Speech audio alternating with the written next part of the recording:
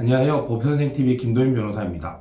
많은 분들이 궁금해하시고 또 질문하셨던 부분, 과연 유류분이 위헌이냐에 대해서 오늘 2024년 4월 25일 헌법재판소의 결정이 나왔는데요.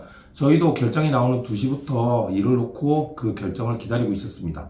처음에 헌법재판소에서 결정이 나왔다는 속보가 떴을 때 유류분 위헌 이렇게 떴습니다. 사실 저희가 다른 영상에서 말씀드린 것처럼 유류분이 위헌이냐에 대해서 조금 예측을 했었는데요. 저희가 예측한 바로는 유류분이 위헌 자체가 되기보다는 형제 자매 부분에 대해서는 위헌의 가능성이 있고 조금 더 나아가서 유류분 비율이 좀 바뀔 수는 있다라고 예상을 했었는데 처음에 유류분이 위헌이라고 나오니까 사실 저희들 입장에서는 깜짝 놀랐죠. 그로 인해서 미칠 파장이 크니까요. 하지만 이후에 계속 기사를 보니 결국 형제 자매 부분만 위헌이라고 떴습니다. 아마도 처음에 이제 속보가 나오면서 조금 오류가 있었던 것 같은데요. 그래서 헌법재판소 홈페이지에 들어가 보니 친절하게도 이 유류분 위헌과 관련한 보도자료를 받을 수 있었는데요. 이 보도자료는 헌법재판소 홈페이지나 혹은 저희 법무법인 율쌤 법선생TV 블로그나 홈페이지에서 확인하실 수 있습니다. 오늘 이 영상은 헌법재판소 결정의 중요한 점 그리고 이후 유류분이 어떻게 될 것인가에 대해서 말씀드리고자 하는데요. 오늘 헌법재판소 결정은 크게 3가지로 보시면 됩니다. 첫째, 형제 자매의 유류분을 규정한 부분은 위헌이다. 둘째, 유류분 상실 사유를 규정하지 아니한 것과 유류분에 있어 기여분 규정을 준용하지 않는 것은 헌법 불합치다. 셋째, 그 외는 합헌이다. 이것을 다시 해석을 해드리면 먼저 형제 자매의 유류분을 규정한 부분이 위헌이다. 이 부분입니다. 이 부분은 그 전부터 저희도 예상을 했고 많은 분들이 말씀을 하셨던 부분인데요. 과거 농경사회와 달리 현대사회에서는 형제 자매의 피상속인의 상속재산 형성에 대한 기여나 상속재산에 대한 기대 등이 거의 인정되지 않는다는 점에서 당연하다고 볼 수가 있습니다. 이렇게 헌법재판소에서 위헌 결정을 하게 되면 헌법재판소법 제47조 2항에 따라서 그 법률 조항은 그 결정이 있은 날부터 효력을 상실하게 됩니다. 다음으로 헌법 불합치 부분인데요.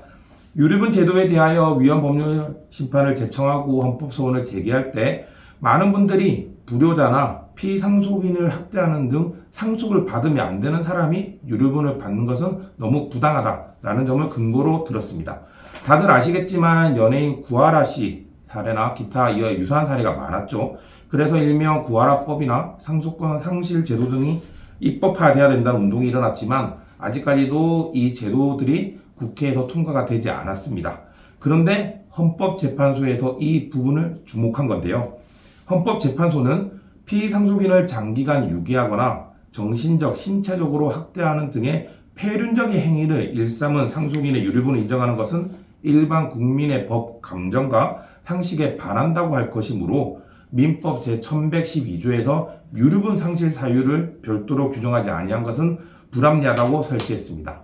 즉 유류분에 있어서 이러한 유류분 결격자, 유류분 상실권자에 대해서 유류분을 받지 못하도록 규정을 만들라는 뜻인데요. 사실상 구하라법이나 상속권 상실 제도를 인정하는 것으로 볼 수도 있습니다. 아직 대법원에서는 이 구하라법이나 상속권 상실 제도가 입법화되지 않은 상황이기 때문에 부양의무를 해태하거나 피상속인에 대해서 부당한 대우를 한 상속인이라 하더라도 상속권을 인정하는 태도를 보였는데요. 이에 비해서 헌법재판소는 국민, 법, 감정을 고려해서요. 유류분 상실 사유를 규정해야 한다고 결정한 것이죠. 어떻게 보면 대법원보다 더 진보적인 태도를 보였다고 할 수 있습니다. 또한 헌법재판소는 민법 제1118조에서 기여분에 관한 민법 제1008조의 1을 준용하지 않는 것은 문제가 있다고 지적을 하며 헌법 불합치 결정을 했는데요. 피상속인은 오랜 기간 부양하거나 상속재산 형성에 기여한 상속인이 그 보답으로 피상속인으로부터 재산의 일부를 증여받았다 하더라도 해당 증여 재산은 유류분 산정 기초재산에 산입이 되어 기여 상속인은 비기여 상속인의 유류분 반환 청구에 응해서 위 증여 재산을 반환해야 한다는 이 부당하고 불합리한 상황이 발생한다는 점을 근거로 삼았습니다. 대법원에서도 이 기여 상속인에 대한 유류분 반환 청구에 대해서 이를 특별 수익에서 제외하는 법리를 펼치고 있고요. 그래서 피상속인에게 특별히 부양을 했거나 재산적으로 특별히 기여한 상속인을 보호하려고 하고 있는데요. 헌법재판소는 이러한 대법원의 태도에서 한 걸음 더 나아가서 이러한 기여 상속인을 보호할 수 있는 그런 제도를 규정을 만들라고 결정을 한 것이죠. 사실 이 부분은 법적으로 조금 검토가 필요할 수는 있는데요. 아시는 것처럼 기여분과 유류분은 관계가 없습니다. 기여분은 상속재산 분할에 있어서 특별히 부양하거나 재산적 기여를 한 상속인에게 조금 더 상속재산을 떼어주는 제도이고요. 유류분은 이제 본인의 최소한의 상속분을 보장해주기 위한 민사적 제도인데요. 이 두 제도를 이제 혼합을 시킨다는 의미인데 이것이 과연 입법 과정에서 어떻게 입법이 될지는 조금 지켜봐야 될 것 같습니다. 위 두 가지, 즉 유류분 상실 사유 및 유류분에 있어서의 기여분에 대해서는 2025년 12월 31일까지 입법자가 개정을 하도록 헌법 불합치 결정을 하였기 때문에 이 개정이 이루어질 때까지는 위 규정이 그대로 적용이 되게 됩니다. 마지막으로 다른 유류분 관련 규정에 대해서는 모두 합헌 결정이 났는데요. 저는 개인적으로 이 부분이 오늘 결정에서 가장 중요한 부분이라고 생각을 합니다. 과거에도 유류분 제도에 대해서 위헌법률심판이나 헌법소원이 제기가 되었지만 합헌 결정이 났습니다. 그럼에도 지속적으로 이 유류분 제도가 과연 타당한 것이냐, 위헌이 아니냐는 비판의 목소리가 많았는데요.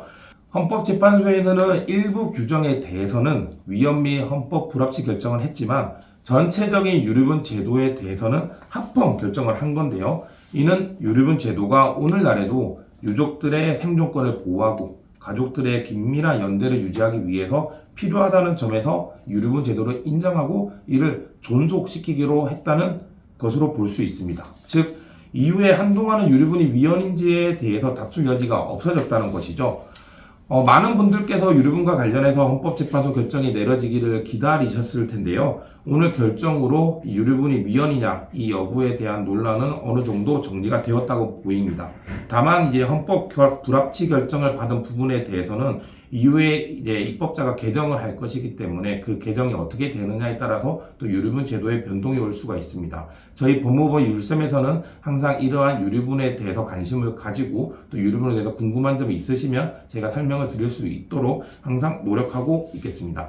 유류분과 관련해서 궁금한 점이 있으시다면 언제든 저희 법무법인 율셈을 찾아주시면 감사하겠습니다. 감사합니다.